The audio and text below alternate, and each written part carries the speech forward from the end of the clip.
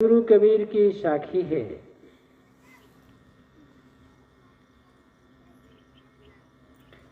पांच तत्व का पूतरा मानुष धरिया नाव, एक कला की बिछुरे बिकल होत सब ठाव। पांच तत्वों से बने इस पुतले का नाम मनुष्य रखा गया। किंतु एक कला से बिछुड़ गए हैं आदमी, भूल गए उस कला को, इसलिए हर जगह आदमी विकल हो रहा है, दुखी, अशांत, पीड़ित हो रहा है।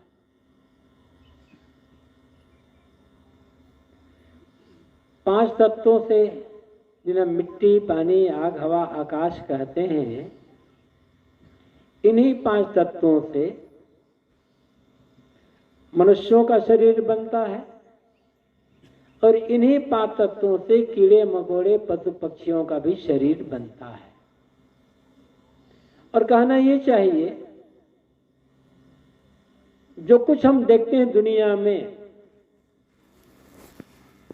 सब पांच तत्वों से ही निर्मित है।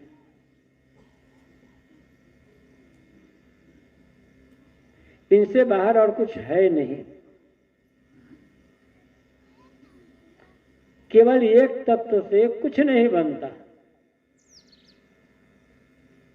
चाहे छोटी चीज हो चाहे बड़ी चीज हो। हर चीज के निर्माण में पांच तत्व की आवश्यकता होती है। वैसे तत्व तो चार हैं, मिट्टी, पानी, आग, हवा। उसमें आकाश को जोड़ देते हैं, खाली जगह। जैसे मिट्टी का एक घड़ा है, कुम्हार मिट्टी से घड़ा बनाता है। घड़ा किससे बना है? मिट्टी से। कुम्हार कहीं से, खेत से या मैदान से मिट्टी खोद लाता है, तो क्या घड़ा बन जाएगा? उसे पानी की आवश्यकता है। जब तक पानी नहीं डालेगा उस मिट्टी में, तब तक मिट्टी मुलायम नहीं होगी। खोद कर लिया, घड़ा बना ले, ये कैसे संभव है? भले घड़ा मिट्टी से बना है, किंतु बनने के लिए उसमें पानी चाहिए।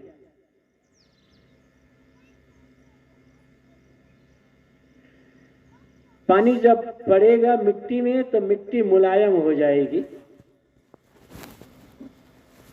तब उससे घड़ा बनेगा। बन तो गया, लेकिन हवा नहीं होगी तो सूखेगा नहीं घड़ा। जहां से हवा को निकाल दिया जाए, कुछ नहीं है, तो घड़ा सूखेगा नहीं जल्दी। और आग नहीं होगी तो पकेगा नहीं घड़ा, कच्चा कच्चा ही रह जाएगा। तो घड़ा बनने के लिए मिट्टी भी चाहिए, पानी चाहिए, हवा चाहिए, आग चाहिए। घड़ा मैंने उदाहरण घड़े का दिया, लेकिन हर चीज के लिए ये सभी तत्व चाहिए। लेकिन निर्जीव पदार्थ और सजीव प्राणियों में अंतर क्या है? जैसे पाइप खड़ा है, खंबा है, ये माइक है, टेबल है, दरी है, शमियाना है, गाड़ी है, मकान है, ये निर्जीव है, इनमें जान नहीं है। प्राणियों में जान होती है, क्योंकि उसमें जीव का निवास होता है। विशेषता यह है। यहां तो साहब कहते हैं, मनुष्यों के लिए कहते हैं कि पांच तत्व का पुतला मानुष धरिया नाम। पांच तत्वों से निर्मित ये जो पुतला है, उसका नाम मनुष्य रखा गया है।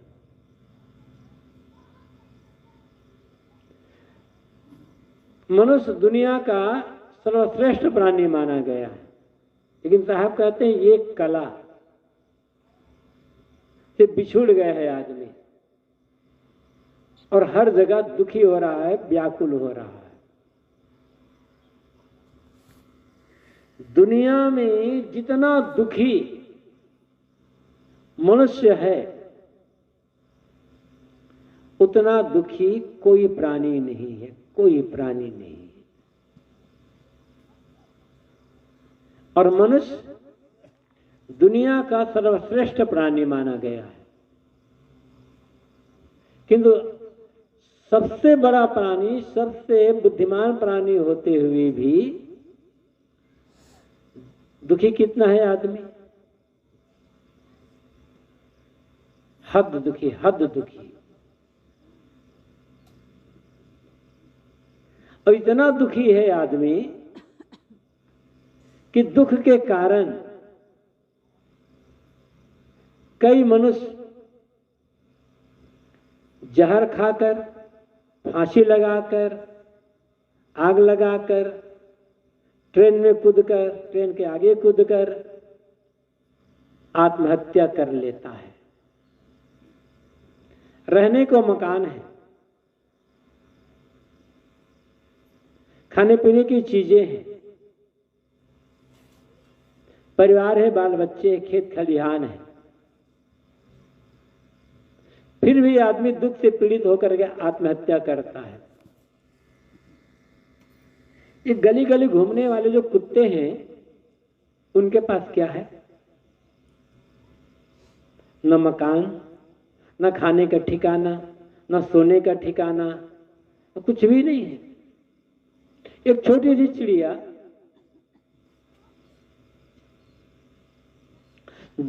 उड़ उड़ कर दिन भर कहीं जाती है, कुछ अन्न के दाने कहीं से चुन लेती है, कुछ कीड़े मकोड़े चुन लेती है, अपना पेट भर लेती है। शाम को आती है, किसी मकान में कोई छेद है जंगला, वहां जाकर बैठ जाती है, नहीं तो पेड़ की एक पतली सी टहनी पैरों से पकड़कर बैठ जाती, रात भर सोती है। किसी चिड़िया को आत्महत्या करते देखे हो? ठंडी में ठंडा रहे हो, गर्मी में गर्म, बरसात में भीग रहे हैं, किसी कुत्ते का आत्महत्या करते देखे हो? कुछ नहीं है उनके पास।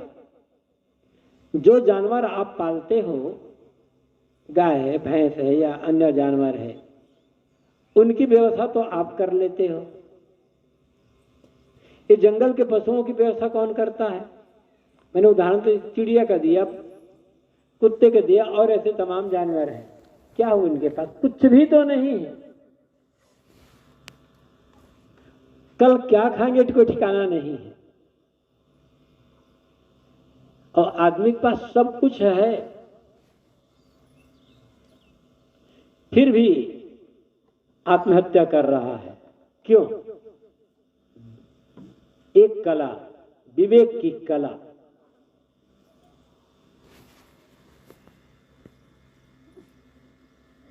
सब कुछ आदमी के पास, सब कुछ है आदमी के पास,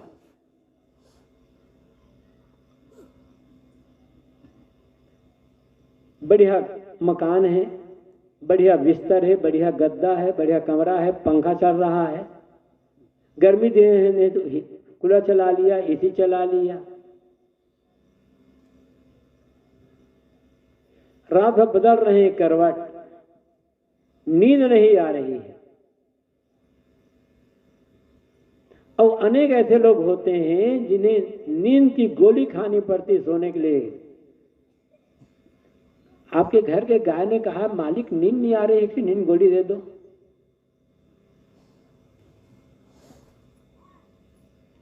गली गली में घूमने वाले कुत्ते, गाड़ियां आ रही है, आवाज भव भव आवाज कर रही है, कुत्ते ने कहा है गाड़ी बहुत आती है, नींद नहीं आती है, कि एक नींद गोली दो डॉक्टर साहब। किसी जानवर को नींद की गोली खाने की आवश्यकता नहीं होती, उस आदमी को खाने की आवश्यकता पड़ती है जो मानता है कि हम बहुत बुद्धिमानी है। हर आदमी को अपनी बुद्धि का बड़ा अहंकार, बहुत अहंकार, इतना लगता है कि दुनिया सबसे बड़ा बुद्धिजीवी तो मैं ही हूं, बुद्धिमान मैं ही हूं।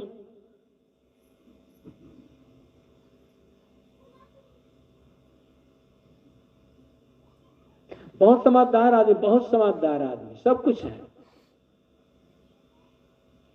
आपके गांव में पहले अच्छा जानवर तो घट गए हैं, हर गांव में जानवर घट गए हैं, लेकिन जानवर अभी कुछ न कुछ तो जानवर है। पता करना तो जरा, आपके गांव में जो जानवर हैं, गाय है, बैल है, भैंस है, या किसी ने बकरी पाला होगा, कुछ और पाला होगा, कुत्ता है, बिल्ली है, जरा पता करना कि कितने गाय को, कितने बैल, कितने भैंस, कितने बकरी, कितने कुत्ते को डायबिटीज की बीमारी है या बीपी की बीमारी है। 25 साल से ले लो, 25 साल से अब तक आपके गांव में कितने बैल हार्ट अटैक से मरे हैं? मरा है आप लोगों का कोई? और आदमी कितने मर गए? कितने आदमी को डायबिटीज है, कितने आदमी बीपी की बीमारी है, कितने आदमी हार्ट अटैक है, पता नहीं कितने आदमी को कैंसर है। किसी जानवर कैंसर होता है क्या? क्यों हो रहा है आखिर ये सब? इतना महान प्राणी मनुष्य जो भगवान से भी बड़ा बन सकता है, भगवान से बड़ा बनाने का अर्थ है कि जो भगवान बनाने वाला मनुष्य, जाओ तमाम शहरों में भगवान बनाने कारखाना चल रहा है, बड़े बड़े पत्थर ला करके, जैसा भगवान बनाना चाहो, जितना छोटा भगवान, बड़ा भगवान, जितना भगवान चाहो, कम कीमत वाला भगवान, ज्यादा कीमत वाला भगवान आप खरीद सकते हो। कौन बना रहा है भगवान को? आदमी बना रहा है। ये भगवानों के चित्र, बड़े बड़े देवी देवता चित्र लगा तो ये भगवान है, छापने वाला कौन है? अब अपने आप छप गए, ये छापने वाला मनुष्य है ना। तो भगवान, जो आदमी भगवान भी बनाना जानता है, भगवान पत्थर भगवान बना लेता है, कागज भगवान बना लेता है, मिट्टी भगवान बनाता है, यहां तक गोबर के गौरी गणेश बना लेता है। गोबर को भी वही गौरी गणेश बनाकर पूजा कर लेगा। आदमी और दुखी कितना है?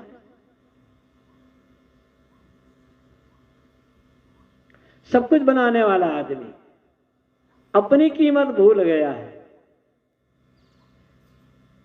विवेक नहीं रह गया आदमी के पास। इसी विवेक को साहब ने विवेक भी कहा है, कहीं कबीर ते बाँची है जाके हृदय विवेक, दुखों से वह बचेगा, पीड़ा से वह बचेगा जिसके हृदय में विवेक होगा। और इसी विवेक को सदगुरु कबीर ने परख या पारख कहा है। हम लोग आरती में रोज गाते हैं, साहेब कबीर संतन की दया से भयउ परख प्रकाश। कबीर साहब परख या पारख का प्रकाश करने वाले हैं, उसका विस्तार करने वाले, संदेश देने वाले हैं। विवेक और परख या पारक एक ही बात है। जो विवेक है वही परख है, और जो परख है वो विवेक है। यदि हम परख करके बोलें, विवेक पूर्वक बोलें, बोलना तो है, बिना बोले आदमी का व्यवहार नहीं चलेगा। जानवर नहीं बोलता, पशु पक्षी नहीं बोलते, आदमी ही बोलता है दुनिया में। यदि परख करके बोलें विवेक पूर्वक, तो कहीं कलह नहीं होती, कलह की नौबत नहीं आएगी, झगड़ा नहीं होगा, विवाद नहीं होगा। घर घर में सब पेट भर खाना खा रहे हैं, सब भरपूर कपड़े पहन रहे हैं, सबको सोने की जगह मिल रही है, सब कुछ हो रहा है, फिर भी अनेक घरों में कलह क्यों है? केवल बोलने की कला न जानने के कारण। जो मन में आया बोल दिया और सबका गाल फूल गया। दिन भर अब मन दुख रहा है, बोलने के पहले सोच लिया जाए, था कि यदि जो मैं बोल रहा हूं वो उचित है या नहीं है, आवश्यक है या नहीं है, समय के अनुकूल है या नहीं है। जोश आया, गुस्सा आया, अब बोल दिया। अब बोलने के बाद बोलने वाला भी पछता रहा है, सुनने वाला भी दुखी हो गया, क्योंकि हमने विवेक का प्रयोग नहीं किया, परख करके हमने बात नहीं कही। यदि आदमी परख करके बात बोले, विवेक पूर्वक बात बोले, तो केवल घर घर का कलह नहीं, कोर्ट के 50% मुकदमा खारिज हो जाएगा। बहुत सारे मुकदमे केवल बातों की लड़ाई से है, और बातों की लड़ाई में आदमी जिंदगी बर्बाद कर देता है। गुरुदेव जी प्राय कहा करते थे, जो तब एक की बात है, दो आदमियों में एक थोड़ी जमीन को लेकर मुकदमा चल रहा था, बहुत पहले की बात है।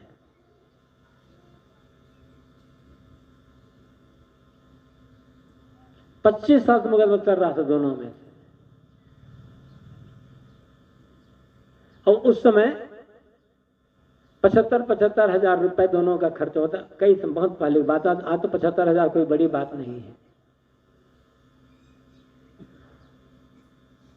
उस गांव में गुरुदेव जी का जाना हुआ, तो कहा था अब यही जमीन है जिसके लिए झगड़ा हो रहा है। और जमीन कितनी थी? 2 खाद डाल दो तो जमीन घिर जाएगी, इतनी, केवल 2 खाद वाली जमीन की जगह थी। उसके लिए मुकदमा 25 साल से लड़ रहे थे। 75 हजार खर्च होते जमीन। उस समय के हिसाब से जमीन मुश्किल से 5-7 हजार जमीन रही होगी। तो गुरुदेव जी ने कहा ये तो बहुत थोड़ी सी जमीन है, 5-7 हजार रुपए की जमीन होगी, इसके दोनों 75 हजार रुपये मुकदमा खाते 25 साल से लड़ रहे हो। तो लोगों ने बड़े राम का साहब, लड़ाई जमीन की नहीं है, लड़ाई बात की लड़ाई है। कितना समझदार आदमी, थोड़ी सी बात के लिए 25 साल से मुकदमा लड़ रहा है। समय बर्बाद किया, पैसा बर्बाद किया, मन खराब किया, रिश्ता खराब किया, संबंध खराब किया। परख करके बोले होते, विवेक पूर्वक बोलते, अहंकार को थोड़ा घटा लेते, तो इतना समय और पैसा बर्बाद करने की नौबत ना आती है। आपको तो एक कला के बिछड़े, एक विवेक की कला, विवेक पूर्वक आप बात बोलें